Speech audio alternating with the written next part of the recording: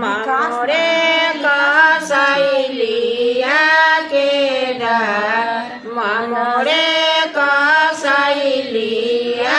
के धावला दुआला दैलन सोनु आदुला मोरे कसैलिया के मोरे कसैलिया के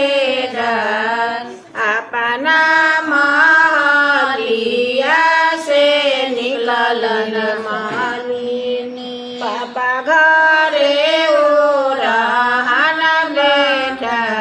पापा घरे ओरहन बेटा बड़ा जामुए साहेब अपनी लड़का मोरे कसैलिया के मोरे कसैलिया के लड़का जे रहे माई बड़ी घर